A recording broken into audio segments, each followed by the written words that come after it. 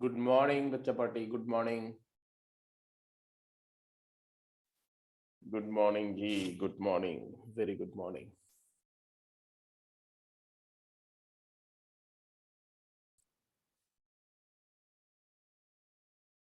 How is weather?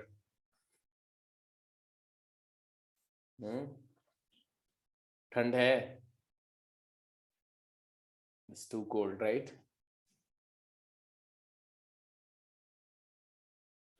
क्या बात है, बहुत चुपचाप हो तुम लोग।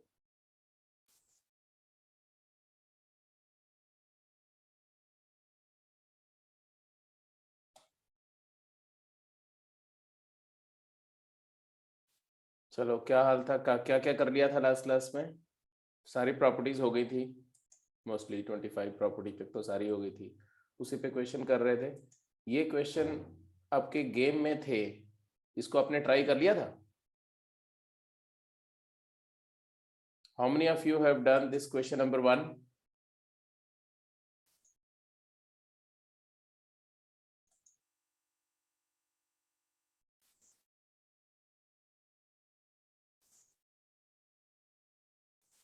Just let me no quick.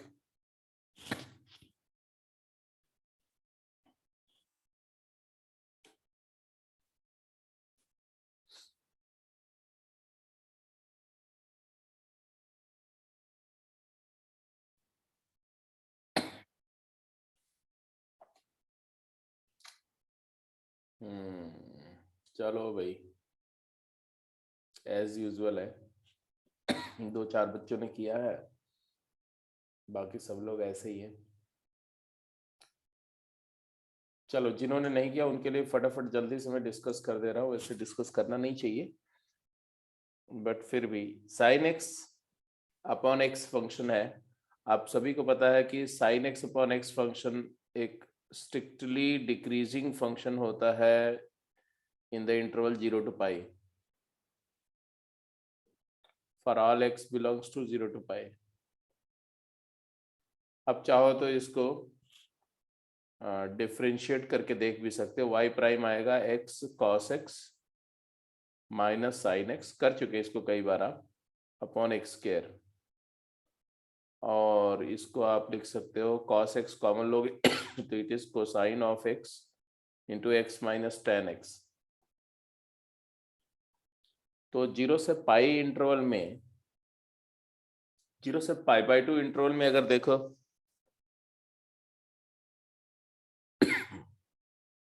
तो एक्स टेन एक्स से बड़ा होता है। ये टेन एक्स का ग्राफ है, और इसी के रिस्पेक्ट में एक्स का ग्राफ भी बना सकते हो। y इक्वल एक्स टेंजेंट है, टेन एक्स की टेंजेंट है y equal x at 0 origin. तो टेन एक्स एक्स से बड़ा है, बट पाई बाई 2 से पाई में टेन एक्स का ग्राफ नीचे आ जाएगा नेगेटिव साइड में यहाँ, तो टेन एक्स एक्स से छोटा हो जाएगा। तो अगर मैं फर्स्ट क्वाड्रेंट में देखूँ तो फर्स्ट क्वाड्रेंट में एक्स टेन एक्स से बड़ा है, तो ये पॉजिटिव है और ये नेगेटिव है, तो डिक्रीजिंग हो गया फंक्शन। अगर मैं सेकेंड क्वाड्रेंट में देखूँ तो कॉस जो है वो सेकेंड क्वाड्रेंट में क्या रहेगा?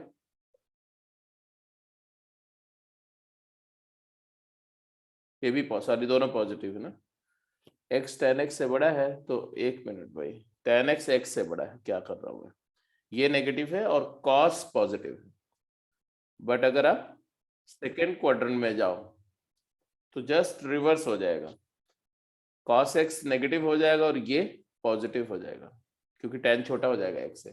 तो अल्टीमेटली प्रोडक्ट नेगेटिव होगा, फंक्शन डिक्रीजिंग होगा। ये बात मैंने शो भी कर दी, डिफ्रेंशिएट कर दी। और फिर आप देखो तो ये फंक्शन का ग्राफ अगर रफली देखोगे तो graph will look like this.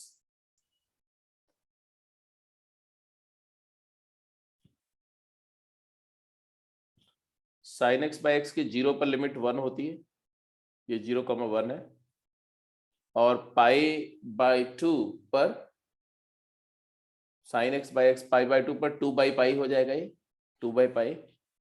और 2/पाई एंड पाई पर 0 हो जाएगा, तो ये मान लो पाई है ऐसे। तो ये ग्राफ कुछ ऐसा होगा ऐसा,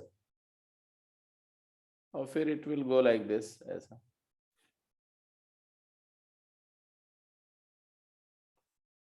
यहाँ कहीं पाई/2 है, पाई/2 पर इट इज 2/पाई। So if I draw the ordinate corresponding to x equal to pi/2, it is 2/पाई।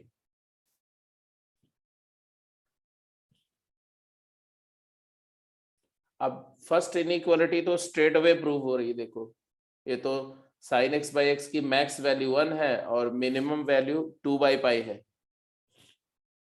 तो अगर मैं ये एरिया कैलकुलेट कर लूं,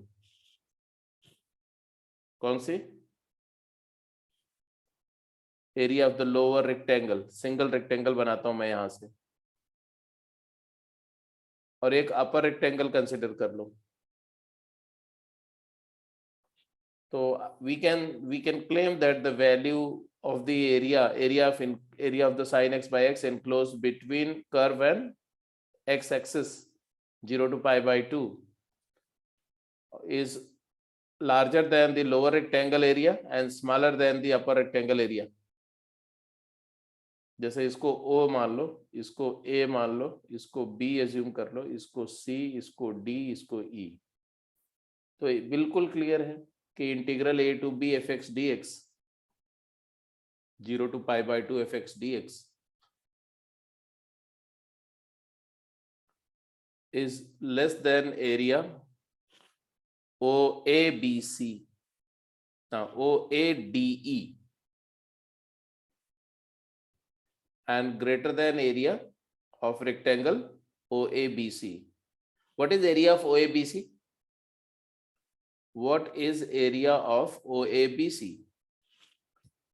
Base is pi/2 and height is 2/pi. So pi/2 into 2/pi. What is area OADE? Height is 1 and base is height is 1 and base is pi/2. 1 into pi/2. So first inequality holds. It is established.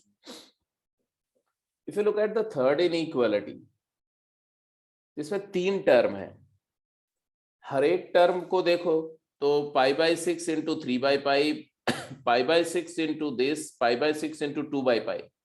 2/pi ये वाली height है ये, जिससे लगता है कि pi/2 के 3 equal part किए हुए हैं pi/6 विड्थ के ऐसे। इसमें हम 3 रेक्टेंगल बना रहे हैं, देखो ध्यान से ऐसे। फर्स्ट रेक्टेंगल तीनों की विड्थ क्या है? pi/6। This is pi/6, this is pi/6 and this is pi/6। Height इसकी है 2/pi। तो एक एरिया तो आप इसकी समझ लो, एक एरिया तो आप समझ सकते हैं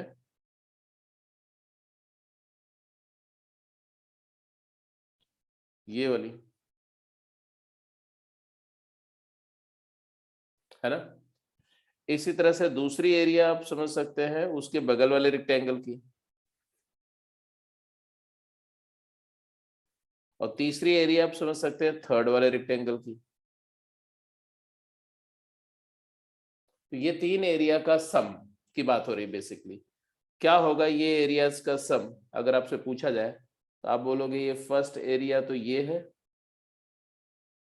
ये वाली है, नॉट दिस, दिस रादर।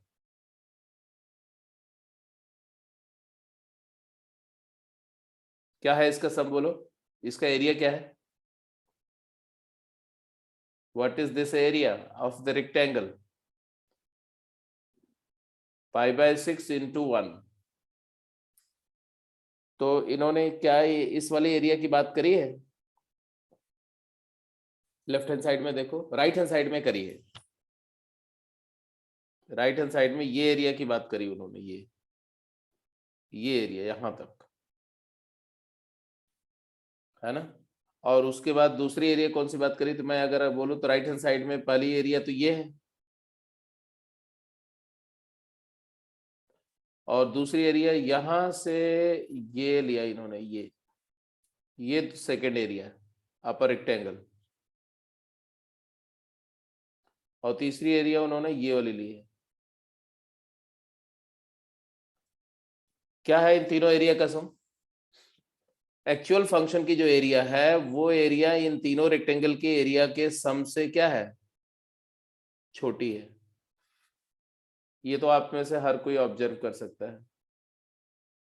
है ना। एक्चुअल एरिया ये है, ऊपर वाले रेक्टेंगल्स की बात कर रहा हूं मैं, आई am talking of the upper rectangle not the lower rectangles. तो आपको क्या मिलेगा, जल्दी बोलो क्या लिखे हम ये क्लियर देख सकते हैं कि integral a to b F x D X means integral 0 to π/2 sin x upon x dx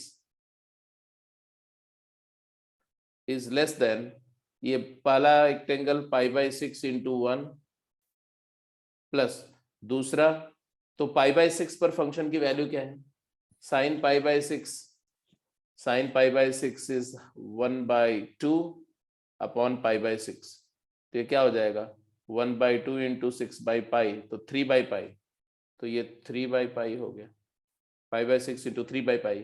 तीसरा रेक्टेंगल ये वाला रेक्टेंगल देखो, ये वाला, इसकी एरिया कितनी है, तो बेस है π/6, हाइट है π/3 पर sin π/3 अपॉन π/3, इट इज √3/2 इंटू 3/π, तो 3√3/2π।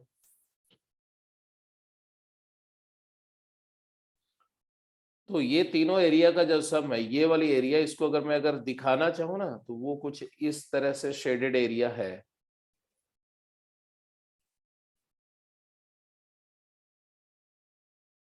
This area.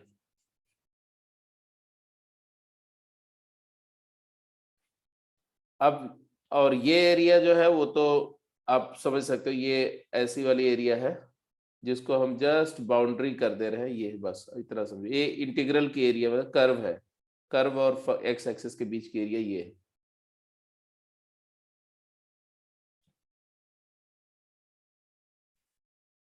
ठीक है, तो ये भी समझ में आ गया। अब रह गई बात तीसरे, लेफ्ट हैंड साइड में जो लोअर बाउंड है, वो लोअर बाउंड क्या है, तो लोअर बाउंड है कौन सी एरिया, π/6 इंटू 3/π, 3√3/π, 2/π, वो तो आप देख चुके हो कौन सी एरिया होगी, π/6 इंटू 3/π मतलब विच एरिया, π/3 पर जो वैल्यू है ये वाली एरिया,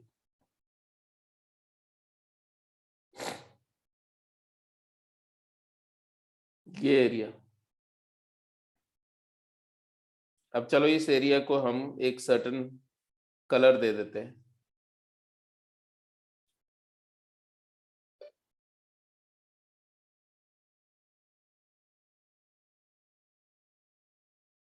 ये दिस वन,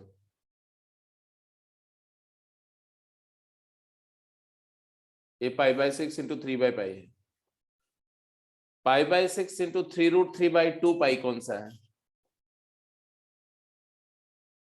π/6 इंटू 3√3/π/2 कौन सा है, तो π/6 पर वैल्यू क्या है, रादर यही है जो अभी हमने शेड किया 3√3/2π, और ये जो है ये पॉइंट पर वैल्यू है 3/π, तो 3/π के साथ में जो एरिया बनेगी वो लोअर रेक्टेंगल में ये वाली एरिया बनेगी ये, और π/6 इंटू 2/π से जो एरिया बनेगी वो ये वाली एरिया बनेगी ये। तो ये तीनों रेक्टेंगल के एरिया का सम करोगे तो ऑब्वियसली जो एरिया आएगी वो इंटीग्रल के एरिया से क्या आएगी, लेस आएगी। बोलो लेस आ रही कि नहीं, अरे एक ये आ रही है, फिर एक ये आ रही है, और फिर इसमें ये मिसिंग है ना, थोड़ी सी एरिया मिसिंग है।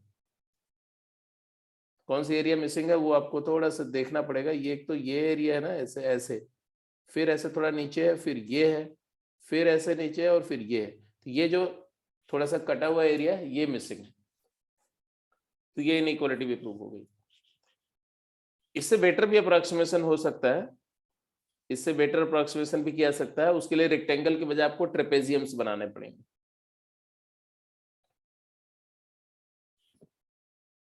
ये भी सिंपल हो जाएगा। कैसे करेंगे बोलो इसको? सेकंड क्वेश्चन का ए और बी पार्ट कैसे करेंगे? क्विक जल्दी बोलो।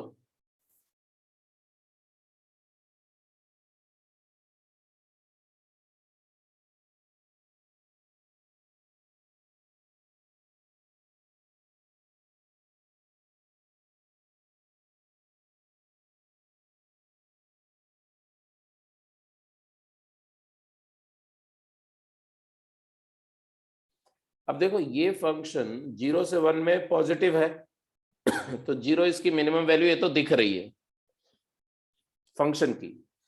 तो हमने सबसे पहले फंक्शन का x upon x cube by 16 जो फंक्शन है इसका डेरिवेटिव देखना चाहिए कि इसका नेचर कैसा है। y डैश है तुम्हारा एक्स क्यूब प्लस 16 का whole square, denominator plus derivative numerator minus numerator into derivative denominator. If you look at it, it turns out to be 16 minus 2x cube divided by x cube plus 16 का whole square. x की value अगर 0 से 1 है तो ये quantity 0 to 2 है, लाई कर रही है। तो ऑब्वियस सी बात है कि 16 से छोटा है, तो ऑब्वियसली ये फंक्शन का वैल्यू हमेशा पॉजिटिव होगा, मतलब ये फंक्शन हमेशा इंक्रीजिंग होगा। इंक्रीजिंग अगर ये फंक्शन एफ एक्स अगर आपका इंक्रीजिंग फंक्शन है और 0 से x को हम 1 तक वेरी करा रहे हैं तो एफ एक्स वेरी करेगा 0 से f1 तक। 0 पर फंक्शन की वैल्यू f0 से f1, f0 इज 0 और f1 इज 1/17। तो ये मिनिमम वैल्यू हो गई और ये मैक्स वैल्यू हो गई। अब वही वाली प्रॉपर्टी लगा दो या डोमिनेंस रूल लगा दो। तो integral 0 dx 0 to 1 is less than integral 0 to 1 fx dx is less than integral 0 to 1 1/17 dx, and you got the answer 0 less than integral 0 to 1 x upon x cube plus 16 dx is less than 1/17. तो this is done। ये ए part है। B part similarly हो गया। ये तो verbally देख रहा है, इसमें तो कुछ करने की जरूरत नहीं। e to the power x square increasing है, e की पावर x इंक्रीजिंग है, दो इंक्रीजिंग का कंपोजिशन इंक्रीजिंग है। तो हमने देखते ही आइडेंटिफाई कर लिया कि हमारा जो इंटीग्रैंड फंक्शन है वो एक इंक्रीजिंग फंक्शन है और इसकी मिनिमम वैल्यू 0 पर आएगी दैट इज 1, मैक्सिमम वैल्यू 1 पर आएगी दैट इज e। तो ये तो क्लियरली है। कौन सी प्रॉपर्टी? वही m times b minus a is less then 0 to 1 e to the power x square dx, मतलब a to b fx dx less than capital M times b minus a, है ना। Capital M small m क्या है? Minimum value function की, और capital X क्या है? Capital M max value function की।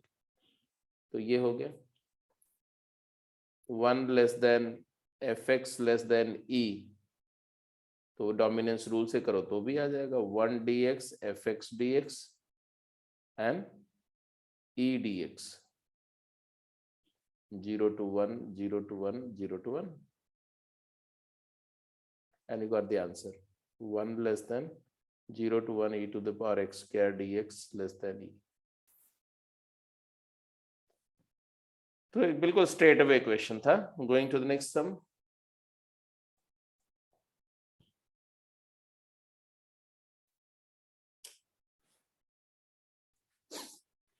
बोल रहा है prove that the value of the function 1 to 3 root of 3 plus x cube dx lies between 4 and 2 root 30। हो जाएगा?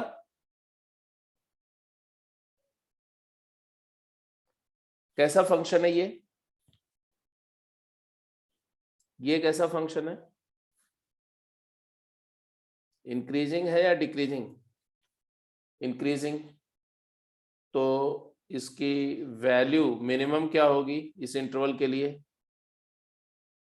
x इक्वल टू 1 पर 2 2 और मैक्सिमम क्या होगी? √30 √30। बस बात खत्म हो गई। डोमिनेंस रूल लगाओ। Integral 2 dx 0 to 1 to 3 is less than integral 1 to 3 the desired function less than integral 1 to 3 √30d। ये क्या आ गया तुम्हारा? 2x 4 4 और ये तो जो है ही, ये भी हो गया। Yes sir.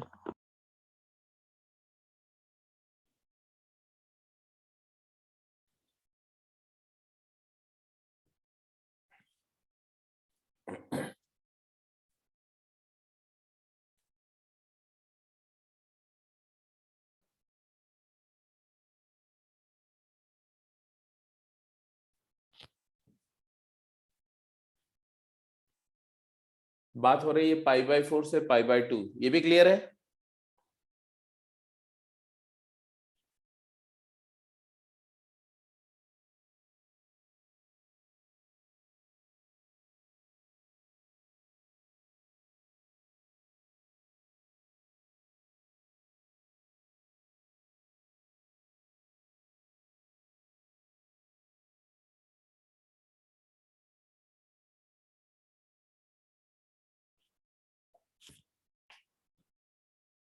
इस इंटरवल में sin x कैसा फंक्शन है?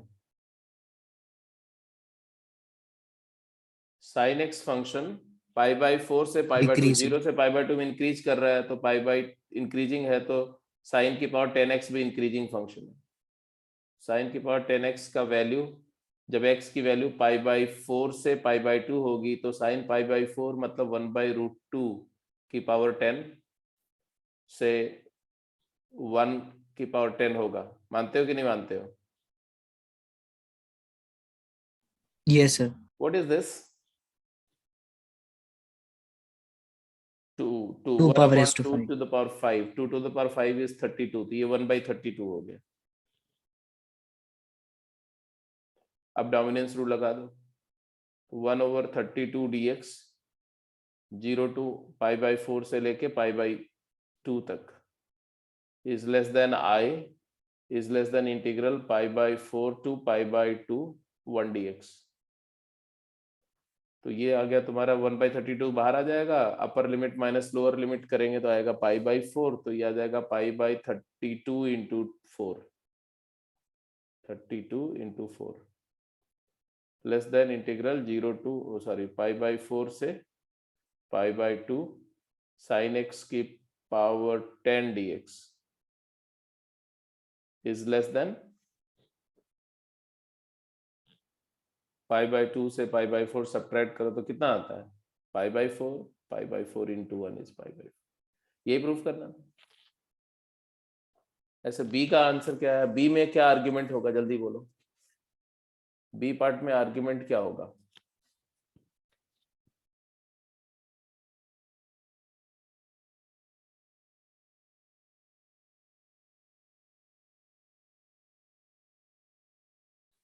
बी पार्ट में आर्ग्यूमेंट क्या होगा आपका? Sir decreasing function. जैसे फर्स्ट में क्या ऐसे इसमें होगा सर, फिर हो जाएगी।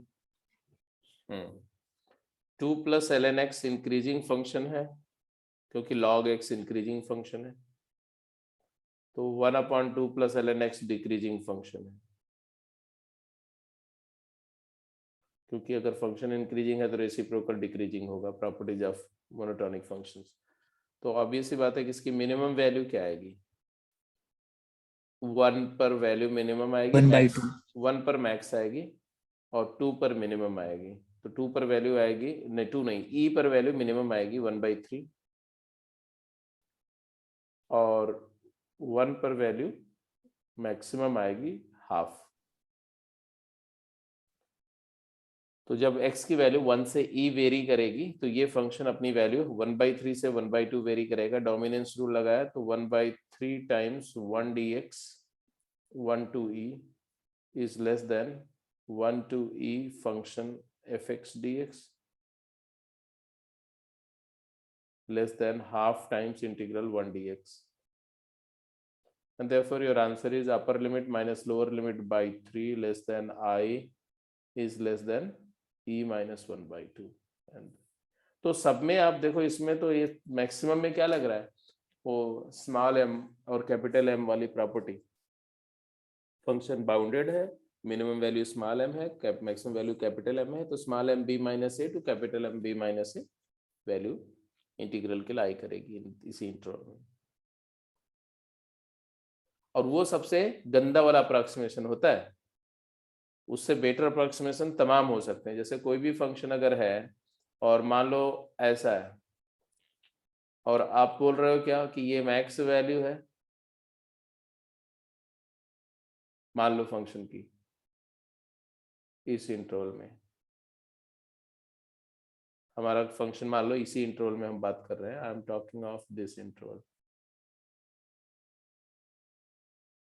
बस आगे नहीं बात कर रहे हैं फंक्शन के।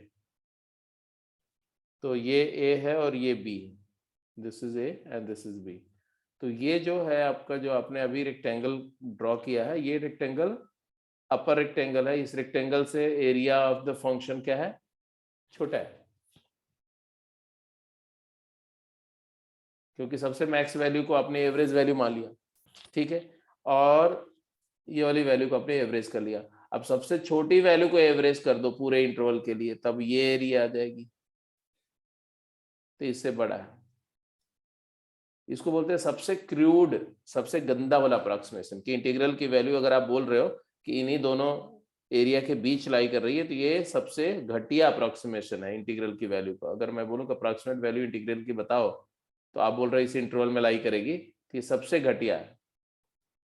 इससे बेटर कुछ भी और सोचोगे ना तो इससे बेटर होगा, क्योंकि एक्सट्रीम वैल्यूज को लेके चल रहे हैं। जैसे जैसे अगर मैं ऐसा बोलूं कि इंटीग्रल की वैल्यू इससे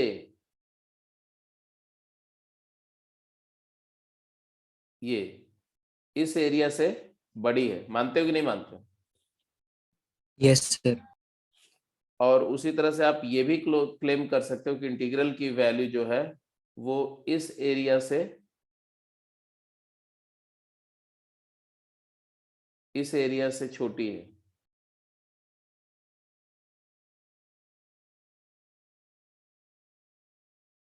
इससे छोटी है, मानते हो कि नहीं मानते हो? Yes sir. तो ऐसे और छोटे छोटे रेक्टेंगल बना करके आप और बेटर अप्रोक्सीमेशंस क्रिएट कर सकते हो। जैसे अगर किसी ने बोला कि नहीं जी हम तो ऐसे लेंगे कि हमारे इंटीग्रल की वैल्यू इस एरिया से,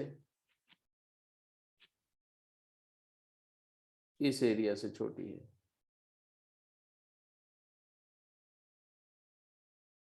ऐसे ये रेक्टेंगल्स बना लिए ऐसे,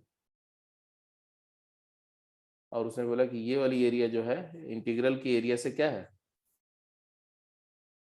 बड़ा है, बड़ा है। बिल्कुल बड़ा है।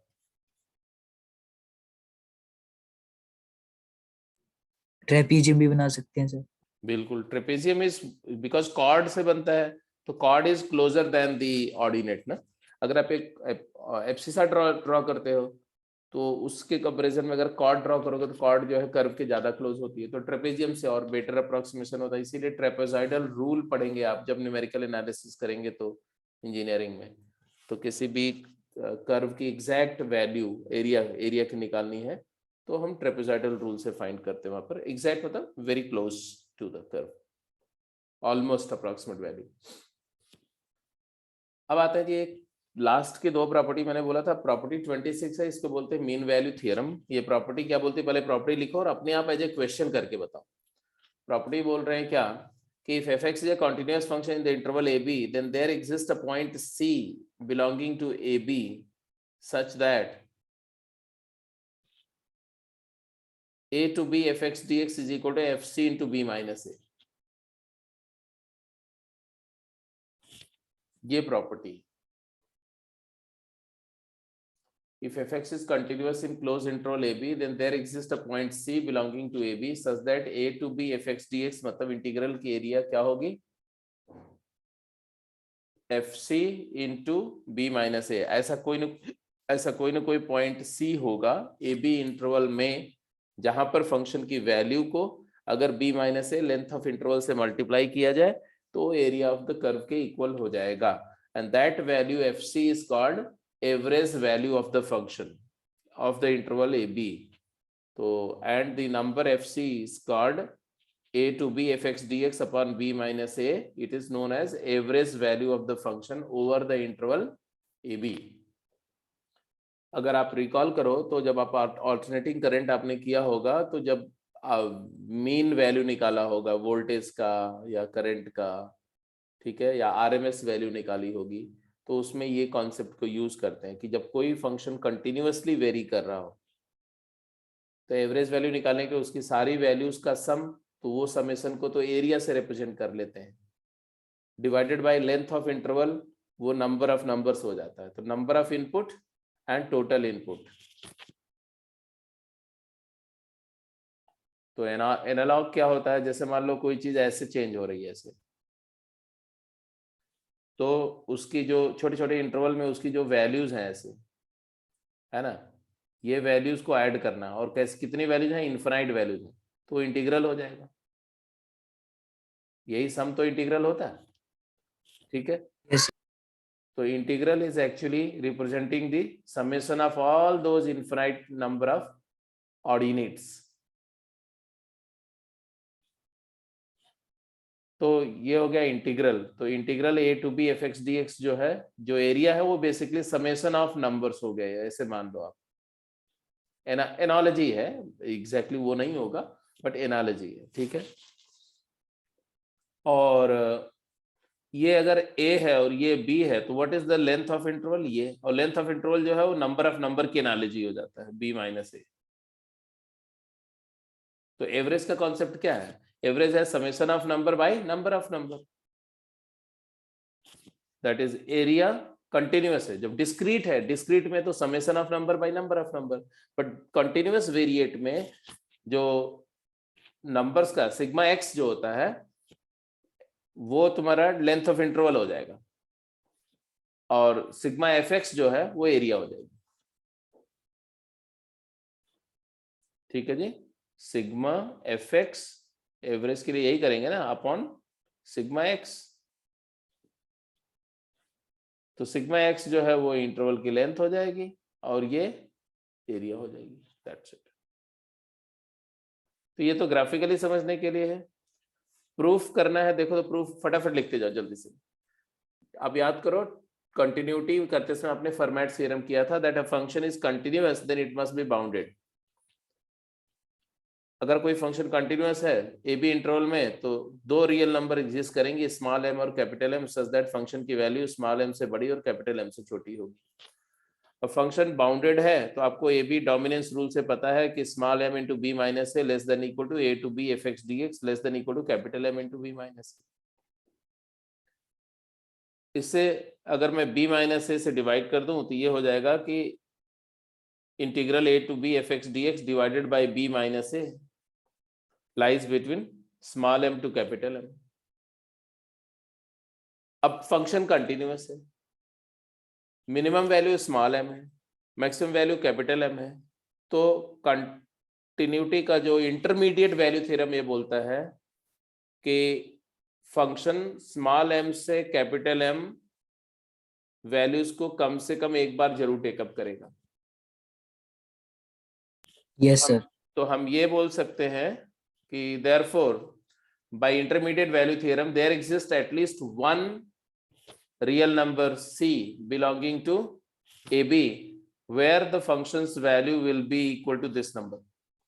because ये जो नंबर है ये मिनिमम और मैक्सिमम के बीच है, और फंक्शन मिनिमम वैल्यू और मैक्सिमम वैल्यू के बीच की वैल्यू, एक्सट्रीम वैल्यूज जो है उनके बीच की जितनी भी वैल्यू है फंक्शन कम से कम एक बार टेकअप करेगा, तो ये वैल्यू को भी फंक्शन कम से कम एक बार टेकअप करेगा। तो आ गया कि कोई ना कोई सी मेरे को मिलेगा जहां पर फंक्शन की वैल्यू एफ सी इसी नंबर के इक्वल हो जाएगी। और यही चीज प्रूफ करनी थी आपको। इसको ग्राफ से देखो तो ग्राफिकली भी आप इसको देख सकते हो कुछ ऐसे। देखो भाई, मान लो ये फंक्शन है, ये फंक्शन है तुम्हारा कर्व। अब ध्यान से समझना, थोड़ा सा ग्राफिकल चीजों को समझना ज्यादा जरूरी है। और ये मान लो कोई मिनिमम वैल्यू ले लिया, मान लो यहां पर ये मिनिमम वैल्यू है और ये मिनिमम वैल्यू एफ एक्स पर आ रही, मान लो तो एफ एक्स। तो F X into B minus A, B minus A तो पूरे इंटरवल की लेंथ हो गई, है ना, और एफ एक्स हो गया हाइट। तो F X into B minus A ये एरिया हो गई, ये वाली एरिया। कितने लोगों को बात समझ में आ रही है? Yes sir.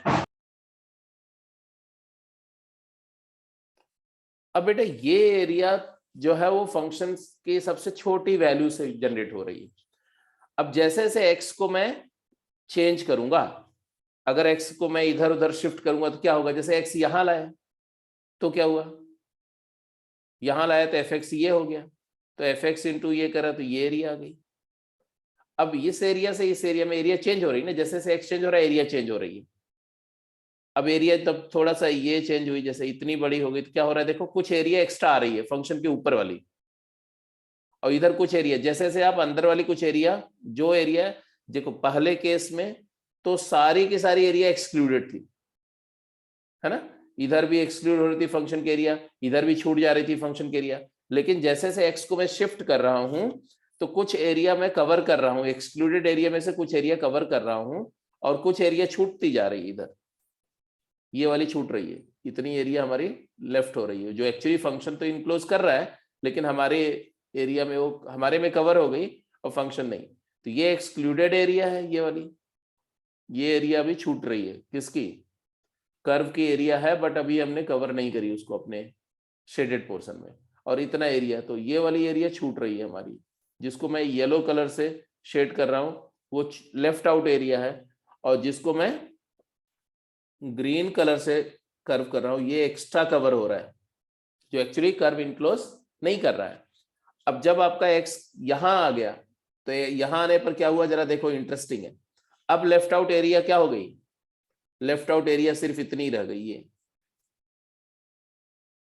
जो फंक्शन इनक्लोज कर रहा है लेकिन हम कवर नहीं कर रहे हैं, और जो एक्स्ट्रा एरिया जो हमने कवर कर ली वो कितनी हो गई, लेफ्ट आउट एरिया तो आपने देख ली कि इतनी रह गई है, यहां तक ये लेफ्ट आउट है, और एक्स्ट्रा कवर्ड एरिया क्या है, एक्स्ट्रा कवर्ड एरिया हमारी ये ग्रीन कलर से ये वाली है, कि जो फंक्शन तो नहीं इनक्लोज कर रहा है लेकिन हम उसको ले रहे हैं। तो जो हम लेफ्ट आउट एरिया है उसको मैंने माइनस कर दिया,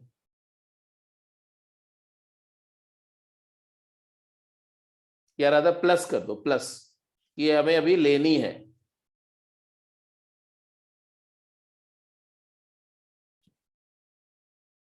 और जो हम एक्स्ट्रा ले रहे हैं वो उसको माइनस करेंगे, कि इसके बदले मैंने ये ले ली, तो मान लो एक्सचेंज कर रहे हैं कि this I am leaving and उस against this I am covering here, तो डेफिनेटली एक पोजीशन ऐसी आएगी, एक पोजीशन सी मिलेगा मुझे, जहां पर एफ सी, ये फंक्शन की वैल्यू हो गई एफ सी, और F C into B minus A करेंगे तो हमारी एरिया ऐसे हो जाएगी, ये वाली। अब हमारी लेफ्ट आउट एरिया क्या हो गई और कवर्ड एरिया क्या हो गई, जरा सोचो। तो कवर्ड एरिया मेरी हो गई ये वाली, अब ये मैंने एक्स्ट्रा कवर किया, दिस इज एक्स्ट्रा कवर्ड किया, टोटल कवर्ड एरिया ये हो गई, ये टोटल कवर्ड एरिया है, टोटल, है ना, ये ब्लू वाली और ये ग्रीन वाली, रेड वाली और ग्रीन वाली मिला के टोटल कवर्ड एरिया है। मानते हो कि नहीं मानते हो? Yes sir. कवर्ड एरिया जब मैं बोल रहा हूं तो I am talking of F C into B minus A, और लेफ्ट आउट एरिया आप देख ही रहे हो, अब ये लेफ्ट आउट एरिया सिर्फ इतनी, तो ये दोनों इक्वल है। मतलब एक ऐसे सिचुएशन की मैं बात कर रहा हूं जब जितना मैंने लेफ्ट कर दिया, जितना मेरा लेफ्ट आउट है उतना ही एक्स्ट्रा कवर्ड है, ये प्लस और माइनस वाला एरिया इक्वल हो जाएगी, ऐसी सिचुएशन जरूर आएगी। क्यों? क्योंकि फंक्शन कंटिन्यूअस है, मैं ग्रेजुअली ड्रैग कर रहा हूं, ये वाला बढ़ता जा रहा है, ये जो एक्स्ट्रा कवर कर रहा हूं मैं ये इंक्रीज करता जा रहा है और ये वाला डिक्रीज करता जा रहा है। तो ये बिकॉज ये दोनों फिनोमेना कंटिन्यूअस हो रही है, एक बढ़ रहा है और एक कम हो रहा है। पहले ये 0 था, ये मैक्सिमम था, और फिर इसको मैं कम कर रहा हूं और इसको मैं बढ़ा रहा हूं, तो कोई ना कोई सिचुएशन पे दोनों इक्वल आ जाएंगे। तो इक्वल आ गए मतलब जितना आपने छोड़ा उतना आपने ले लिया, मतलब है कि F C into B minus A की वैल्यू एग्जैक्टली कर्व की एरिया के इक्वल आएगी, और जिस पॉइंट पर ऐसा होगा वही वैल्यू आपकी एवरेज वैल्यू हो गई। क्यों? क्योंकि अगर हम मान लें कि पूरे इंटरवल में फंक्शन की वैल्यू एफ सी कांस्टेंट हो जाए तो ये रेक्टेंगल का एरिया बनेगा। तो अगर आप पूरे इंटरवल में एफ सी कांस्टेंट मान लो, फंक्शन की value constant equal to f c है, तो भी वही एरिया आएगी जो पूरे इंटरवल में फंक्शन को कंसीडर करके एरिया आएगी। So that's why it is called average value of the interval. कितने लोगों को बात समझ में आ गई? जल्दी से बोलो। ठीक है। Yes, sir.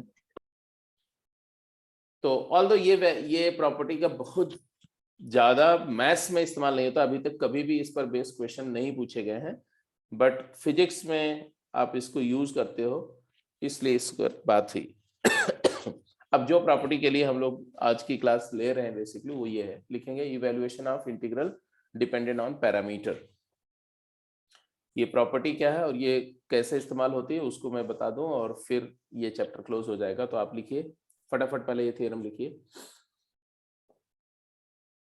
और इस थ्योरम का विदाउट प्रूफ इसको समझना है क्योंकि प्रूफ आपके स्कोप में नहीं है। ये थ्योरम बोलता है कि इफ, लिखते हैं, if F of x alpha and f dash alpha x alpha are continuous functions,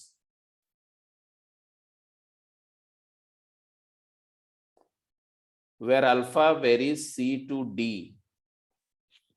and x varies a to b।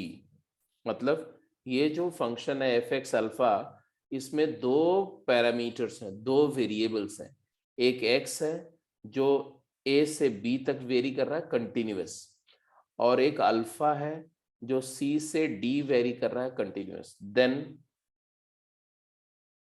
i dash alpha is equal to a to b f dash x alpha dx। अब इस बात को समझो क्या बोल रहे हैं इस प्रॉपर्टी में। आई अल्फा क्या है वो भी आप लिख लो पहले। हाँ, तो ये प्रॉपर्टी बोल रही है साहब कि आई alpha is equal to, suppose I alpha is given as integral a to b f of x comma alpha dx। अगर कोई इंटीग्रल x और अल्फा इंटीग्रैंड से फॉर्म हो रहा है, मतलब इंटीग्रैंड फंक्शन है दो पैरामीटर का फंक्शन x का और अल्फा का, x वेरी कर रहा है a से b तक, अल्फा वेरी कर रहा है c से d तक। इसको आप पहले a से b इंटीग्रेट करो, आपको पता है कि जब आप इंटीग्रेट करोगे तो जो ऑप्शन, जो आंसर आएगा वो क्या आएगा, ए बी और अल्फा का फंक्शन आएगा। आएगा कि नहीं आएगा? क्योंकि एक्स के रिस्पेक्ट में इंटीग्रेट कर रहे हैं, लिमिट पुट करने के बाद definite integral is always a function of its limit. तो आउटपुट में ए आएगा, बी आएगा और अल्फा आएगा, एक्स नहीं होगा। ठीक है, तो उसको हमने बोल दिया फंक्शन ऑफ अल्फा, क्योंकि एक्स तो है नहीं, तो it is function of alpha. And then d D alpha of I alpha का मतलब क्या हुआ? मतलब हुआ पहले इसको इंटीग्रेट करो, फाइंड आई अल्फा, देन उसको डिफरेंशिएट करो विद रिस्पेक्ट टू अल्फा। तो एक ऑपरेशन हुआ कि पहले इंटीग्रेट करो एंड देन डिफरेंशिएट करो। तो ये मतलब क्या हुआ, if we first integrate with respect to x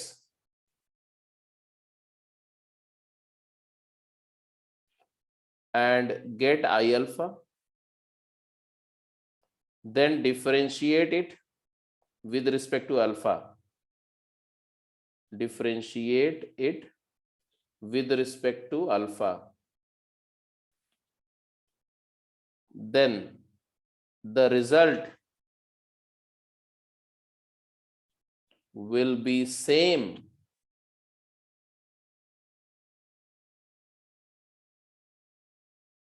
as that of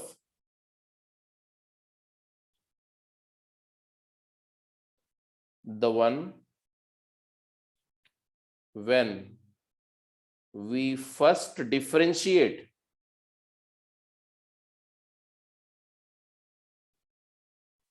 किसको, इसको, इस इंटीग्रैंड फंक्शन को with respect to what, with respect to alpha partially,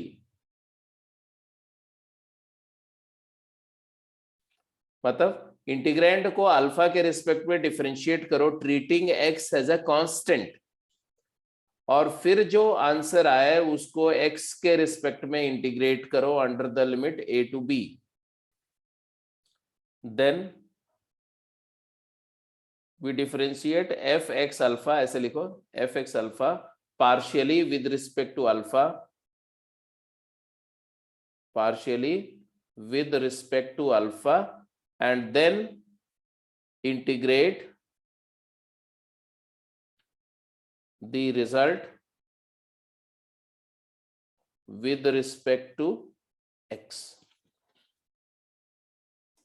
इस बात जो मैंने लिखा इसको समझो, बोल रहे हैं क्या, दो वेरिएबल है x और अल्फा और दोनों एक दूसरे से इंडिपेंडेंट है, x से अल्फा इंडिपेंडेंट है, अल्फा से x इंडिपेंडेंट है, दे आर इंडिपेंडेंट वेरिएबल्स.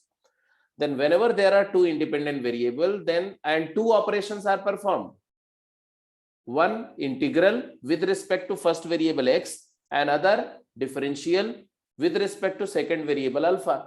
तो अगर दो ऑपरेशन है और दोनों ऑपरेशन अलग अलग इंडिपेंडेंट वेरिएबल्स पे परफॉर्म हो रहे हैं तो उनके ऑर्डर से कोई फर्क नहीं पड़ता, इस बात से कोई फर्क नहीं पड़ता कि आप पहले ऑपरेशन 1 अप्लाई कर रहे हैं या ऑपरेशन 2. जैसे वो लिमिट वाली प्रॉपर्टी थी कि पहले लिमिट लो अल्फा के रिस्पेक्ट में, फिर एक्स के रिस्पेक्ट में इंटीग्रेट करो, या पहले एक्स के रिस्पेक्ट में इंटीग्रेट करो फिर अल्फा के रिस्पेक्ट में लिमिट लो. एज फार एज दोनों वेरिएबल इंडिपेंडेंट है तो ऑर्डर इनवेरिएंट होता है, आप कोई भी ऑपरेशन को पहले परफॉर्म कर सकते हैं. तो here there are two operations, integration with respect to variable x and differentiation with respect to variable alpha.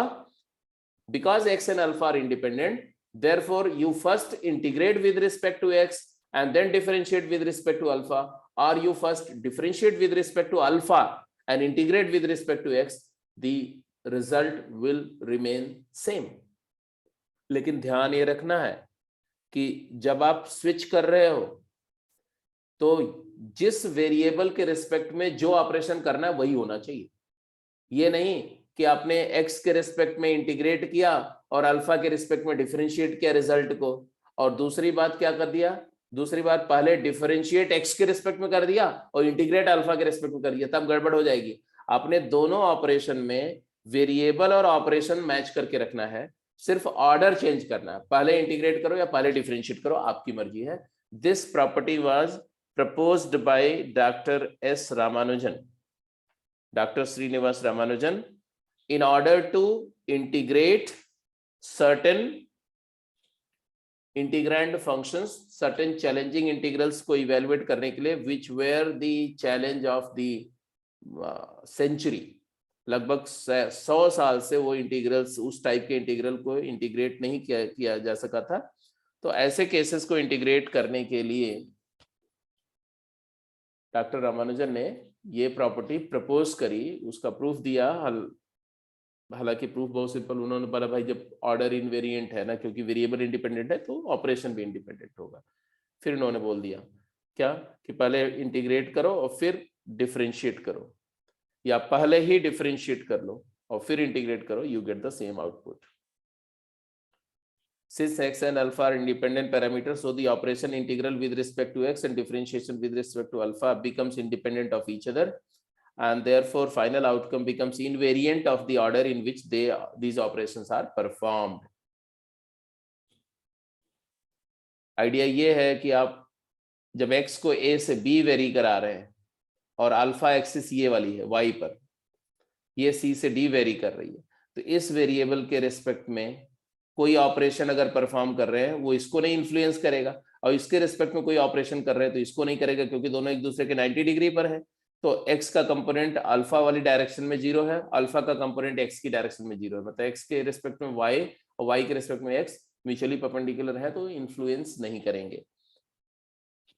जैसे इक्वेशन करके देखते हैं। अब ये क्वेश्चन है कि आप करके फिर वो देखो, ग्राफ नोट करना था। ग्राफ नोट करने की जरूरत ही नहीं है, ग्राफ से कुछ नहीं समझ में आएगा आपको, सिर्फ वो प्रॉपर्टी याद रखो बस। ग्राफ तो सिर्फ इतना है कि दो म्यूचुअली परपेंडिकुलर डायरेक्शंस है, तो इसका कंपोनेंट इधर 0 है, इसका कंपोनेंट इधर 0 है, बस इतना ही समझो। तो इसलिए कोई भी ऑपरेशन रेट ऑफ चेंज अगर इसके डायरेक्शन में ले रहे हैं तो उसका कंपोनेंट इधर नहीं आएगा, क्योंकि cos 90 0 हो जाएगा, और अगर कोई रेट ऑफ चेंज इधर ले रहे हैं तो उसका कंपोनेंट इस डायरेक्शन में नहीं आएगा, तो इसलिए एक दूसरे को इन्फ्लुएंस नहीं करेंगे। Okay sir. ठीक है, तो अब आप जैसे एक क्वेश्चन कर फिजिकली करके देखो, इसमें क्या करेंगे, पहले तो हमने क्योंकि हम ऐसा फंक्शन जानबूझ के ले रहे हैं जिसको हम इंटीग्रेट और डिफरेंशिएट दोनों कर सकते हैं, तो हमने किया पहला आई अल्फा कैलकुलेट किया। What will be I alpha, बताओ जल्दी से। तो आई अल्फा होगा तुम्हारा 3 alpha square x cube by 3, मतलब x cube alpha square x cube plus, बोलते जाओ, अल्फा एक्स स्क्वायर बाई 2 होगा प्लस एक्स, और इसको इवेल्युएट करेंगे कहां से कहां तक, 0 से 1, क्या वैल्यू आएगी बोलो, alpha square plus alpha plus 1 minus 0।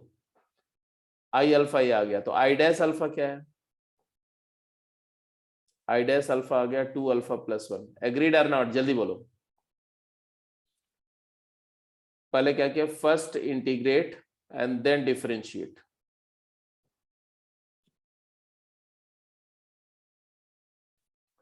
अब उल्टा कर देते हैं, फर्स्ट डिफरेंशिएट देन इंटीग्रेट। अब क्या आएगा जरा बताओ। तो पहले हमने क्या किया कि इसको डिफरेंशिएट करना है, लेकिन अल्फा के रेस्पेक्ट में, बताओ क्या आएगा अल्फा के रेस्पेक्ट में, इसका डेरिवेटिव बोलो।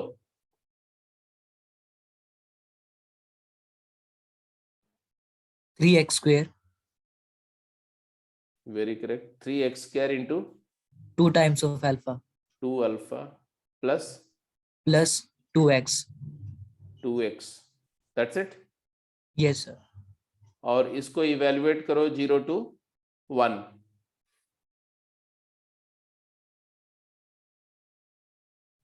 किसके रिस्पेक्ट में करना है सर? मैं बताऊंगा, डिफरेंशिएट किसके रिस्पेक्ट में किया, अल्फा के, तो इंटीग्रेट किसके रिस्पेक्ट में करोगे, एक्स के। हाँ, क्योंकि भाई पहले जो काम पहले किया वही अभी कर रहे हैं, सिर्फ ऑर्डर चेंज किया। पहले वाले मेथड में क्या किया, पहले आपने इंटीग्रेट किया एक्स के रिस्पेक्ट में, फिर डिफरेंशिएट किया अल्फा के रिस्पेक्ट में। अभी भी इंटीग्रेट एक्स के रिस्पेक्ट में होगा और डिफरेंशिएट अल्फा के रिस्पेक्ट में होगा, लेकिन ऑर्डर फर्क हो जाएगा, पहले डिफरेंशिएट होगा फिर इंटीग्रेट होगा। क्या आएगा जल्दी बोलो। Okay sir. सर इसमें आएगा 2 अल्फा एक्स क्यूब हम्म, प्लस एक्स स्क्वायर। और फिर इसको 0 से 1 इंटीग्रेट करो, आंसर वही आएगा, देख लो। 2 अल्फा प्लस 1। सबसे बड़ी बात यह थी कि जीनियस ऑफ रामानुजन को समझो, how genius he was that he observed such a simple phenomena और फोड़ दिया। अब देखोगे ऐसे ऐसे इंटीग्रल को उन्होंने इंटीग्रेट किया हुआ ना, जो माइंड ब्लोइंग इंटीग्रल्स थे। आप खुद देखोगे तो आपको भी लगेगा कैसे उन्होंने इंटीग्रेट किया होगा, कैसे सोच लिया, जबकि वो he was not a man of calculus. उनका कैलकुलस में कोई इंटरेस्ट नहीं था, he was basically working on trigonometry and number theory. तो उनका मेन फोटे अलजेब्रा एंड नंबर थियरी ये सब था, ज्योमेट्री था, कैलकुलस उनका फोटे नहीं था। बट जहां पर भी उन्होंने हाथ डाला उसमें फोड़ दिया। बी पार्ट, बी पार्ट में एग्जैक्टली यही करके देखो। आई सी है ये, आई सी क्या है, इंटीग्रल तो 0 सर फिर to इससे 5। फायदा क्या हो रहा है? हाँ क्या हो रहा है, इससे फिर फायदा क्या हो रहा है, ये तो पता ही है हमें। ये तो पता है, पहले करो ना, करके देखो एक बार, मन में बिठाओ तो कि हाँ ये सही है। आई डैश सी क्या आएगा, आई सी क्या आएगा बोलो, पहले तो पहले इंटीग्रेट करो तो क्या आएगा, minus cos X plus C evaluated under the limit 0 to π/2। क्या आंसर आएगा बोलो, pi by 2 plus C sine C, cos pi by 2 plus C minus sine C, और minus minus plus sine C आ गया, minus cos C plus cos C. ये I dash सी आया, मतलब ये आई सी आया, आई सी, और आई सी का डेरिवेटिव क्या आएगा, ये तो आई सी लिखा हमने, आई डैश सी लिखो तो क्या आएगा, अरे बोलो भाई, कोसाइन सी माइनस साइन सी। ये आया, पहले इंटीग्रेट करके फिर डिफरेंशिएट किया तो ये रिजल्ट आया। अब उल्टा कर दो, पहले डिफरेंशिएट करके इंटीग्रेट करके देखो, this is same equal to, this same I dash C will be equal to क्या, integral 0 to pi by 2 D D C of sine X plus C. हाँ जी, what do you get after differentiating this function, क्या आएगा, sine का cos, cos X plus C, और cos X plus C को integrate कर दो, आएगा sine X plus C. Sine X plus C को आप अपर एंड लोअर लिमिट पे इवेलुएट करो, क्या आएगा, sine 90 plus C cos C minus cos sine 90 sine 0, sine X को 0 दिया साइन सी। तो पहले हमने सिर्फ 2 एग्जांपल लेकर के वेरीफाई करके देखा कि हाँ उन्होंने जो बोला वो परफेक्टली सही है, कॉन्सेप्चुअली भी समझ में आ रहा है कि हाँ वही होना चाहिए। नाउ अब आप, तुमने पूछा था फायदा क्या होगा, ऐसा करने से क्या फायदा हुआ, तो फायदा ये हुआ कि कुछ ऐसे इंटीग्रल जो एनीवे इंटीग्रेट करना नेक्स्ट टू इम्पॉसिबल था वो इंटीग्रेट हो गए, वो फायदा हुआ। जैसे देखो, एक इंटीग्रल है, इंटीग्रल क्या है, 0 to 1 एफ अल्फा एक फंक्शन है, defined 0 to 1 x to the power alpha minus 1 upon ln x dx। अब आपको पता है कि x अगर ऊपर न्यूमरेटर में हो और log डिनोमिनेटर में हो तो ये फंक्शन इंटीग्रेबल नहीं है। आप करके देखना, करके देखना, अगर आप ln x को t मानते हो तो x e raised to the power t हो जाएगा, dx e raised to the power t dt हो जाएगा, और ये इंटीग्रल रिड्यूस तो होगा but e to the power t upon t dt हो जाएगा।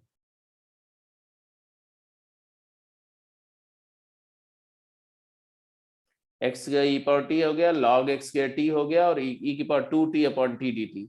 अब ये डिनोमिनेटर में t, अगर यही t न्यूमरेटर में होता तब तो इंटीग्रेट हो जाता, लेकिन t डिनोमिनेटर में है तो इंटीग्रेट नहीं होगा, चाहे कुछ भी करो आप, ठीक है। तो ये सब जो है ये ट्रबल इंटीग्रल्स थे जिनकी वैल्यू, अगर डेफिनेट इंटीग्रल मुझे ये इवेलुएट करना है तो हमारे पास ऑप्शन नहीं, हम कुछ नहीं कर सकते, कुछ भी नहीं कर सकते।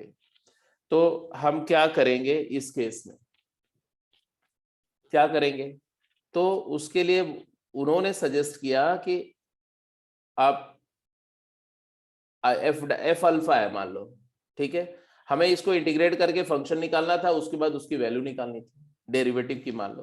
तो उन्होंने बोला कि ऐसा करो कि आप एफ डैश अल्फा निकालो, let's try to figure out f dash alpha. F dash alpha मतलब क्या हुआ, इस इंटीग्रल को इवेलुएट करके और डिफरेंशिएट करो।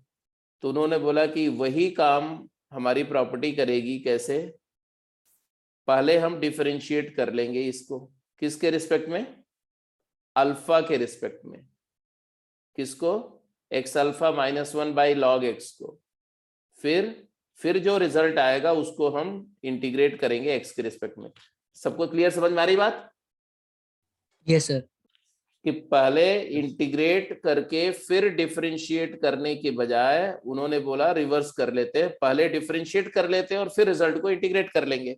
तो क्या हुआ, अब जरा देखो, ध्यान से देखना, इंटीग्रैंड अंदर ये क्वांटिटी जो आप देख रहे हो इसमें log x जो है वो अल्फा के रिस्पेक्ट में क्या ट्रीट होगा, कांस्टेंट, कांस्टेंट। वो तो बाहर आ जाएगा 1 बाई log x। अब हो गया तुम्हारा d D alpha of x to the power alpha minus 1।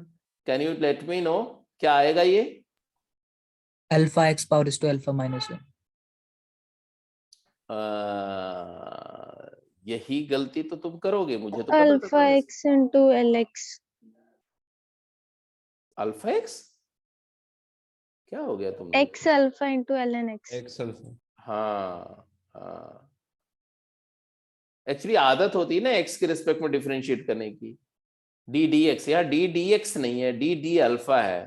तो यहाँ बेस कांस्टेंट है, पावर वेरिएबल है, a to the power x D D X वाला formula, a to the power x log x। तो यहाँ आएगा x की power alpha into log of the base. Mister Karan, समझ में आया कि नहीं? Yes sir. हाँ, तो आगे से इस बात का ध्यान रखना, इस प्रॉपर्टी में यही एक लफड़ा होता है। अब ये log x और ये log x शहीद हो गया, यही तो ट्रबल था। There is no trouble now, ये ट्रबल शूट हो गया। अब ट्रबल शूट हो गया तो इंटीग्रल आया 0 to 1 x raise to the power alpha dx। इसका इंटीग्रल तो आप जानते ही हो, x की power alpha plus 1 upon alpha plus 1 evaluated under the limit 0 to 1। तो ये आ गया तुम्हारा 1 upon alpha plus 1 minus 0। I alpha नहीं, आई डैश अल्फा मिल गया। मिला कि नहीं मिला? हेलो, अरे बोलते रहो भाई। क्लियर है यहाँ तक? Yes sir. अब इन्होंने बोला कि अब देखो ध्यान से, क्या D D alpha, D I by D alpha हमने कैलकुलेट कर लिया, क्या 1 अपॉन अल्फा प्लस 1।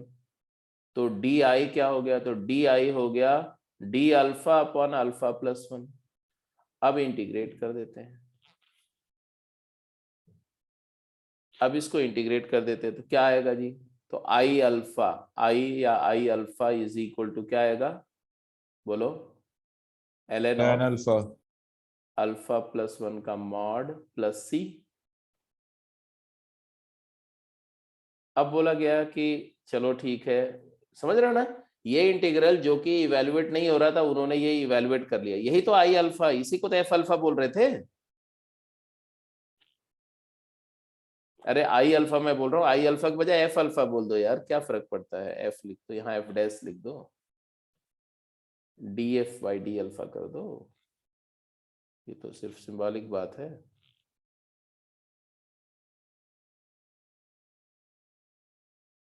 ठीक है जी, क्लियर है?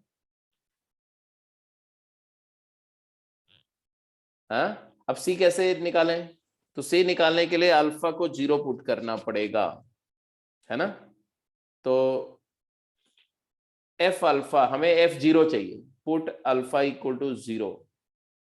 तो आएगा एफ 0 इज इक्वल टू, ये तो log 1 0 हो जाएगा प्लस सी। तो एफ 0 हम कैसे निकालेंगे? तो वापस जाओ यहाँ पर, एफ 0 मतलब अल्फा को 0 पुट करो ओरिजिनल इंटीग्रल में, तो क्या आएगा? 0 to 1 x की power 0 minus 1 upon ln x।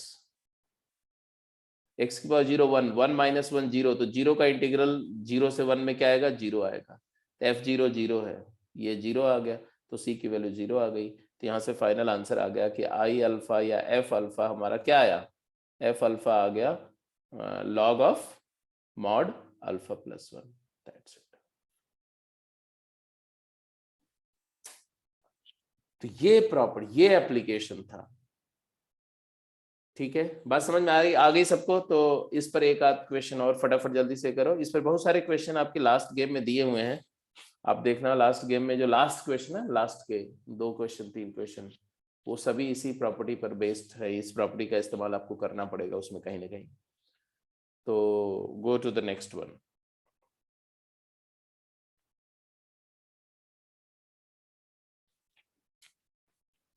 अब आप रिकॉल करो, ये क्वेश्चन हम लोग कर चुके हैं first part, given the integral this, ये हम पहले ही कर चुके हैं कि 0 to π/2 a square sine square x plus b square cos square x is π/2 ab। Vasu ने पूछा भी था इसको बाद में दोबारा कि सर ये कैसे हो गया था क्वेश्चन करने के बाद। तो ये हमें पता है और ये वाला इवेल्युएट करना है। क्या फर्क है दोनों में? जो गिवन है वो तो गिवन है, और जो पूछा जा रहा है उसमें इंटीग्रैंड का स्क्वायर हो गया, तो हमें निकालना ये कैसे आएगा।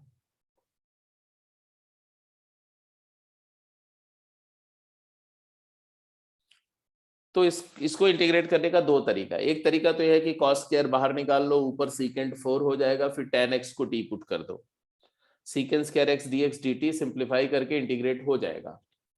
ठीक है, आंसर आ जाएगा। लेकिन वैसे करने पे थोड़ा लेंथी होगा, क्योंकि नीचे A square T square plus B square का होल स्क्वायर आएगा, और ऊपर secant square X D X D T, और एक सीकेंड स्क्वायर बच जाएगा, वो फिर से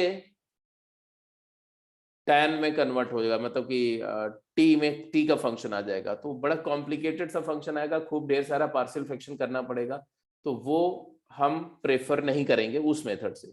तो दूसरा तरीका क्या है, ये समझना कि ये 2 पैरामीटर का फंक्शन है, इसमें ए भी है और बी भी है, और ए और बी दोनों एक्स से इंडिपेंडेंट है। बात मेरी समझ रहे हो? तो अगर मैं ऐसा बोले, और दूसरा तीसरा चीज कि इसका 1 A square sine X plus B sine square X plus B square cos square X, इस पूरे अंदर की क्वांटिटी को टी मान लो, टी, तो 1/t का डेरिवेटिव क्या होता है, -1/t स्क्वायर, तो देखो ये स्क्वायर हो जाएगा, तो डिफरेंशियल जैसा कनेक्शन है दोनों के बीच में। तो आप ऐसा बोल सकते हो कि you consider this as a function of A B, function of A B is 0 to π/2 1 a square sine square X plus B square cos square X dx। और वो दिख रहा है फंक्शन ऑफ ए बी, क्यों? क्योंकि ये देख लो, ये फंक्शन ऑफ ए बी तो आ रहा है। Now differentiate both side with respect to कौन सा वेरिएबल के रिस्पेक्ट में? Hello, fill in the blank. दोनों साइड इस इक्वेशन का किस वेरिएबल के रिस्पेक्ट में मैं डिफरेंशिएट करूं? एक्स के रिस्पेक्ट में, ए के रिस्पेक्ट में, या बी के रिस्पेक्ट में? एक्स के। मुझे तुमसे ऐसी तो उम्मीद नहीं थी प्यारे। एक्स के रिस्पेक्ट में इंटीग्रेट डिफरेंशिएट करोगे, ये भी एक्स के रिस्पेक्ट में कांस्टेंट है, ये भी, तो 0 = 0 आ जाएगा। मिलेगा क्या तुमको वासुदेव कृष्ण?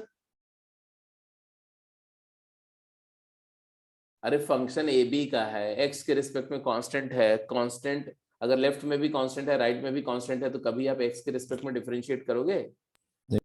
नहीं। तो क्यों किया? विद रिस्पेक्ट टू ए करते हैं। चलो पहले ए के रिस्पेक्ट में करते हैं, तो राइट साइड में क्या आएगा ये बताओ वासु? ए के रिस्पेक्ट में डिफरेंशिएट करोगे तो राइट साइड में क्या आएगा? π/2b इंटू -1/a² आएगा या नहीं आएगा? Yes sir. Left hand side में ए के रेस्पेक्ट में, मतलब इसका इंटीग्रल को ए के रेस्पेक्ट में डिफरेंशिएट करना है, तो पहले आप डिफरेंशिएट करके फिर इंटीग्रेट कर लेना, चलेगा कि नहीं करेगा? बोलो। Yes sir.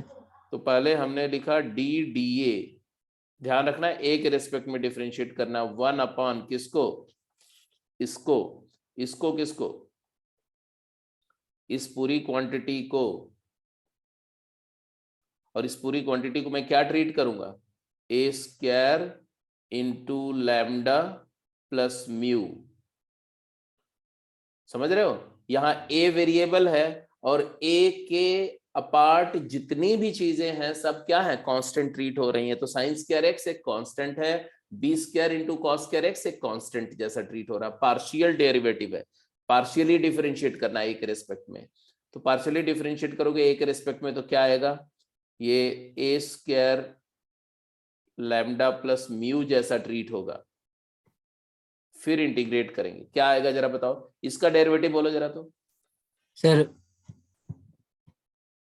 1/, हाँ बोलो बोलो बोलो, मैं सुन रहा हूँ। 1/a² लैम्डा प्लस म्यू का whole square. Good, very good, फिर ऊपर सर 2a लैम्डा।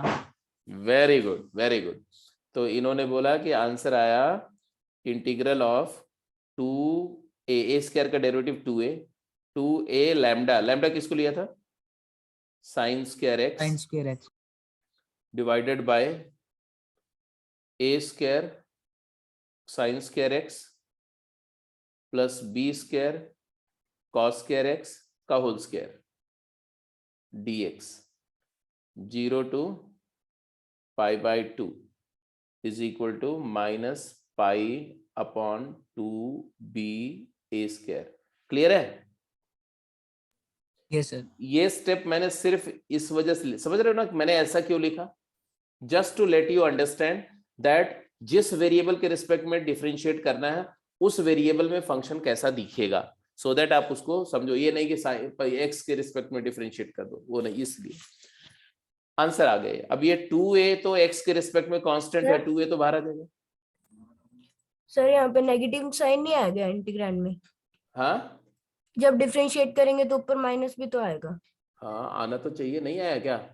नहीं आया। तो ला दो, -1/a क्या रहेगा, तो ला दो, बिल्कुल लाना पड़ेगा। मेरी मजाल की नहीं लाऊं मैं। आ गया अभी? Yes sir. अब क्योंकि इसको रेक्टिफाई इसलिए भी कर सकते सर क्योंकि ये पॉजिटिव फंक्शन है, मतलब पॉजिटिव वैल्यू जनरेट करेगा और यहाँ पर नेगेटिव है RHS में। ये भी बोल सकते हो अगर a और b दोनों पॉजिटिव है तो, और वहां पर a और b ये वैल्यू, ये आंसर जो आया था फर्स्ट वाला इंटीग्रल, वो a और b सेम साइन था तभी, तो बिल्कुल सही, वो आर्ग्यूमेंट भी दिया सकता है। एनीवे तो ये -2a बाहर निकाल दें भाई, x के Yes, sir. रिस्पेक्ट में इंटीग्रेट करना है तो अब -2a बाहर निकाल दें। तो अगले स्टेप पे आप करना, मैं तो इसी स्टेप में बाहर ले रहा हूँ क्योंकि मेरे पास डिलीट का ऑप्शन है। -2a, हाँ अच्छा, ये -2a को इधर भी सेंड कर दें? Yes sir. आप अगले स्टेप में सेंड करना, मैं यही कर दे रहा हूँ। माइनस से माइनस कैंसिल हो जाएगा, यहाँ प्लस हो गया, यहाँ माइनस हट गया, और 2a नीचे चला गया, तो 2a नीचे गया तो 2a से नीचे डिवाइड कर दो, राइट साइड को यहाँ से हटा दो, तो यहाँ क्या आ जाएगा? 4ba³ 4ba³ हो गया। क्या बात है, स्मार्ट बच्चे हो। 4 × b × a का क्यूब हो गया। अच्छी बात है जी। ये एक कहानी तो हो गई, सॉरी एक कहानी तो कंप्लीट हुई। कौन सी? ए वाली कहानी। इसी तरह से अब क्या करो, आप करके बताओ जल्दी से। इसी तरह से differentiating, now differentiating both side with respect to B. किसको किसको? फर्स्ट इक्वेशन को। जल्दी करो, क्विक, और मुझे बताओ क्या आएगा। बिकॉज ए और बी में सिमेट्री है, थोड़ा फर्क है कि साइन स्क्वायर की जगह कॉस स्क्वायर है, तो आंसर आएगा, आप देख लेना, मैं तो डायरेक्ट लिख रहा हूं, 0 to π/2 cos square x dx upon a square sine square x plus b square cos square x whole square is equal to, right side में जहां b है वहां a आ जाएगा, a की जगह b आ जाएगा, pi upon 4ab³। Agreed or not? Yes sir. अब इनको ऐड कर दे सर।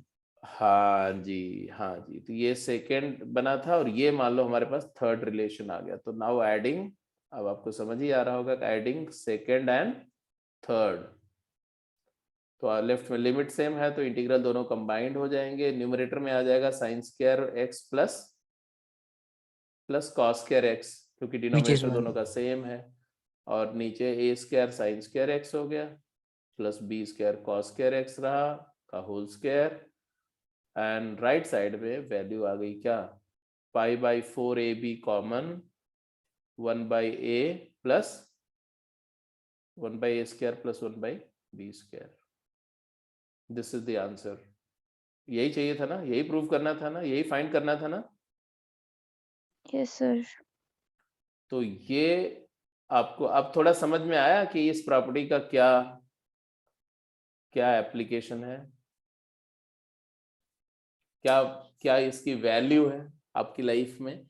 बहुत वैल्यूएबल प्रॉपर्टी है, और वैसे भी बहुत बड़े इंसान का सजेशन था तो वैल्यूएबल ही होते हैं, बड़े लोग अच्छी बात ही सजेस्ट करते हैं।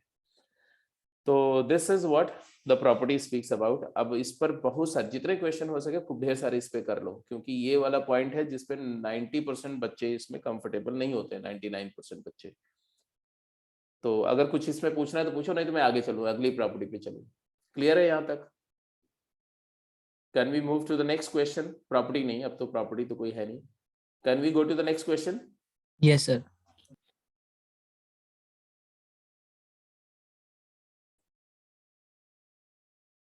अब देखो इसी में ना, अब ये प्रॉपर्टी, ये जो ऑपरेशन है, फिर से दोनों साइड ए के रिस्पेक्ट में डिफरेंशिएट कर दो और बी के रिस्पेक्ट में डिफरेंशिएट कर दो, तो यहाँ क्यूब आ जाएगा। फिर से डिफरेंशिएट कर दो, यहाँ पावर 4 आ जाएगा। मतलब आप 1/a² sin square x plus b² cos square x to the power n को भी कर सकते हो। एक पैटर्न बन जाएगा, एक सीक्वेंस बन जाएगी, इंडक्शन से प्रूव हो जाएगा। तो कोई भी पावर यहाँ होगी 2 की जगह पर, तो उसके लिए मैनेज किया जा सकता है।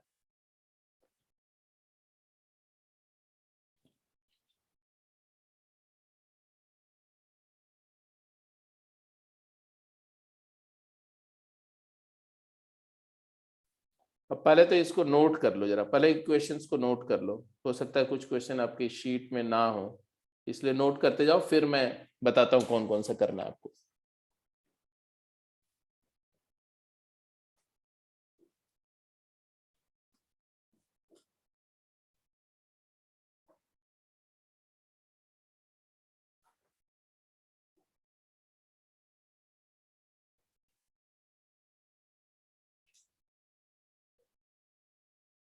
कर लिया नोट?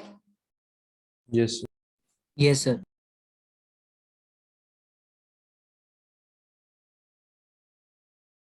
ये इसका आंसर है, आंसर भी नोट कर लो।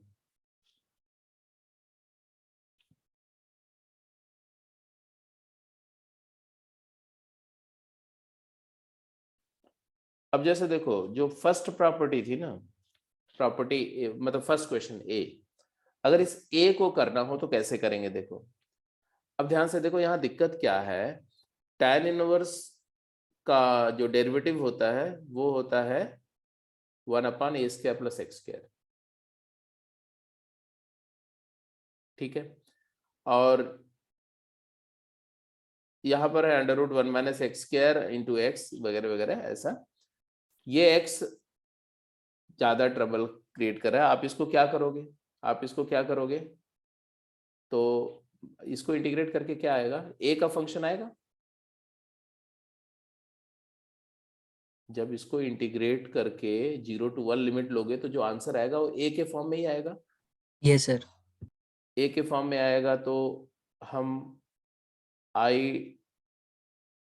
di/dA निकाल लें, अगर क्या आएगा, di/dA क्या आएगा, जल्दी बोलो। आएगा 0 to 1।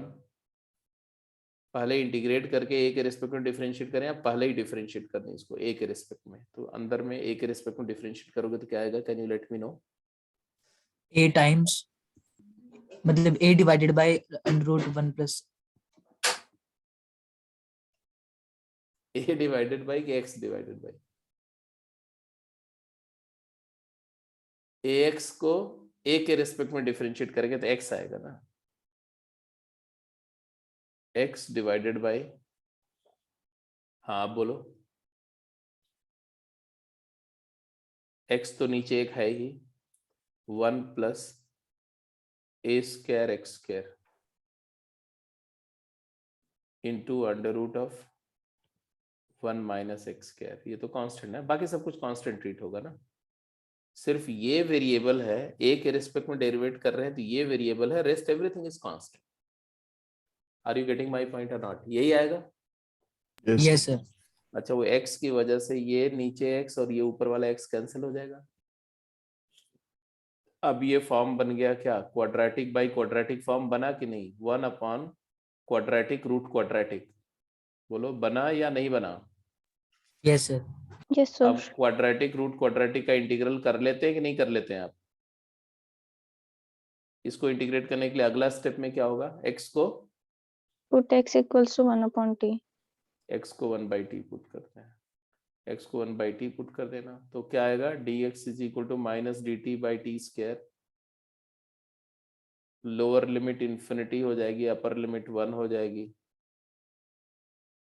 बाहर माइनस आ गया, dt/t²। और इधर क्या आएगा साहब, t² plus a²/t² into t √t² - 1। Hello, clear है। तो टी स्क्वायर से कैंसिल हो जाएगा, टी ऊपर जाएगा, तो अगले स्टेप में आएगा 1 से इन्फिनिटी। फिर से मैंने लिमिट को इंटरचेंज कर दिया, नेगेटिव को कंज्यूम कर लिया, यहाँ आ गया टी डी टी, और डिनोमिनेटर में क्या आया, T square plus A square, और रूट के अंदर में टी स्क्वायर माइनस 1। अब आप जानते हो अगला step, T square minus 1 root को क्या पुट करते हैं, जेड, तो टी स्क्वायर माइनस 1 हो जाएगा जेड स्क्वायर, तो T D T D Z, Z D Z हो जाएगा। तो अगला स्टेप में ये क्या बनेगा, जेड डी जेड। अब टी 1 लेंगे तो बेटा लोअर लिमिट आएगी 0, टी इन्फिनिटी लेंगे तो डेफिनेटली जेड की value infinity, T D T की जगह जेड डी जेड अपॉन ये वाला हो गया जेड, और ये वाला हो गया T square 1 plus Z square है, T square 1 plus Z square है, तो 1 plus Z square plus A square. Hello, is that clear और नॉट? अब ये इंटीग्रल तो कोई बच्चा भी कर सकता है, 0 to infinity D Z upon 1 plus A square Z square plus lambda, या 1 प्लस ए स्क्वायर एक पॉजिटिव नंबर है, उसको के स्क्वायर मान लो, where k is equal to root of 1 plus a square. Agreed? Yes sir. कर जाओगे। इसका integral का वैल्यू क्या आएगा, तो इसका इंटीग्रल का वैल्यू आएगा 1 अपॉन के, बोलो बोलो बोलो, tan inverse of tan Z inverse by of के। z by k. Z by के आएगा, लेकिन उसको हमें 0 से इन्फिनिटी इवेल्युएट भी तो करना पड़ेगा। तो यस सर। 0 पर तो 0 ही आ जाएगा, इन्फिनिटी पर tan इनवर्स इन्फिनिटी क्या होता है साहब, tan inverse pi by infinity 2। होता है पाई बाई 2, तो पाई बाई 2 के, तो आंसर आया पाई अपॉन 2 इंटू के।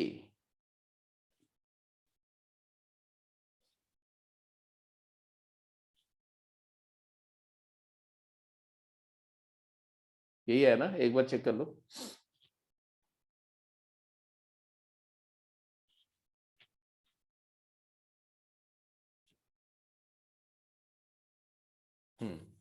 आंसर थोड़ा गड़बड़ है यहाँ पर, आंसर मुझे लग रहा है किसी दूसरे पार्ट का आंसर यहाँ लिख गया है।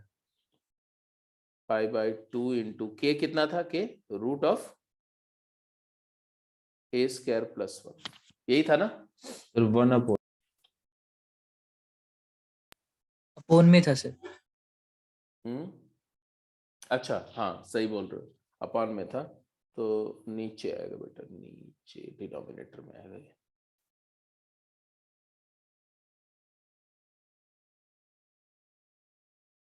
ऐसा, तो ऐसे ही ये वाला पार्ट करेंगे। आंसर में थोड़ा सा इश्यू है, इसको देख लेना, मैं बाद में करेक्ट करके बता दूंगा।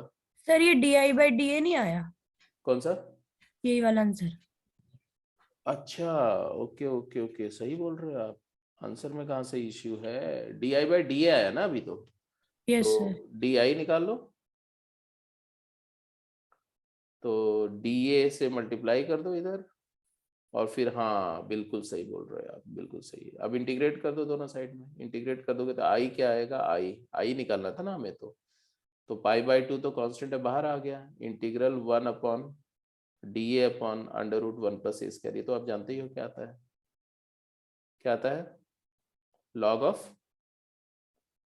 ए plus under root of A square plus 1, बिल्कुल सही।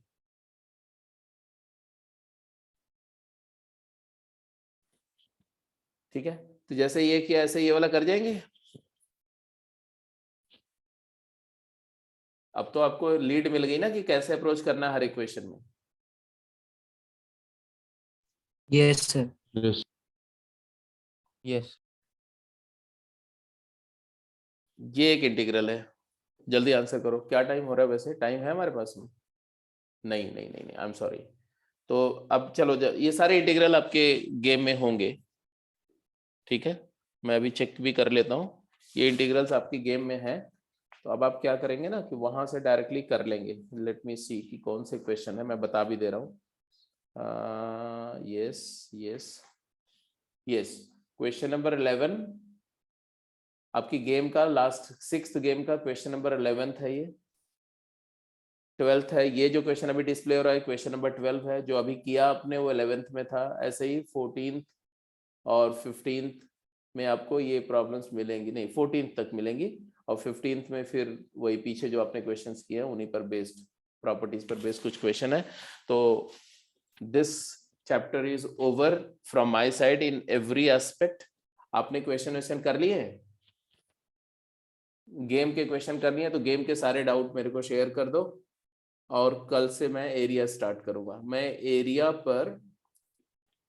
पर एक छोटा सा कॉन्सेप्ट लेक्चर ऐसे ही शेयर कर दे रहा हूँ, क्योंकि वो मैं पहले भी डेफिनेट इंटीग्रल में आप कर चुके हो, एरिया का क्या मतलब होता है, तो उसको एक बार फिर से देख लेना, तो एक बार रिवाइज हो जाएगा। और बाकी कल से हम लोग एरिया स्टार्ट करेंगे, मतलब कल और परसों 2 दिन में एरिया का देखते हैं कितना कवर होता है। 3 लेक्चर वैसे नॉर्मली लगता है एरिया पे, है ना। तो area is a part of definite integral only, तो आप उसको इसी चैप्टर का एक एक्सटेंशन मान करके ही कर सकते हो, क्योंकि थ्रू आउट आपको डेफिनेट इंटीग्रल ही करना है उसमें, और कुछ नहीं। तो let me close the call. Okay जी, बाय, टेक केयर। ये वो इंटीग्रल जो आपके सामने है, यही इंटीग्रल था जिसको उन्होंने इंटीग्रेट किया था, डॉक्टर रामानुजन ने। इसी इंटीग्रल को इवेलुएट करने के लिए, मतलब ये इंटीग्रल्स थे, ये वाले जो आप देख रहे हो ना, ये इंटीग्रल की वैल्यू निकालनी थी, क्योंकि इसकी जरूरत पड़ रही थी कहीं पर। तो ये इंटीग्रल इंटीग्रेबल नहीं था, तो इसके लिए उन्होंने ये फंक्शन बनाया, और फिर ये फंक्शन बना के वो प्रॉपर्टी डिराइव करके इंटीग्रेट कर दिया। चलो जी, कोई बात नहीं है, लेट्स क्लोज द कॉल।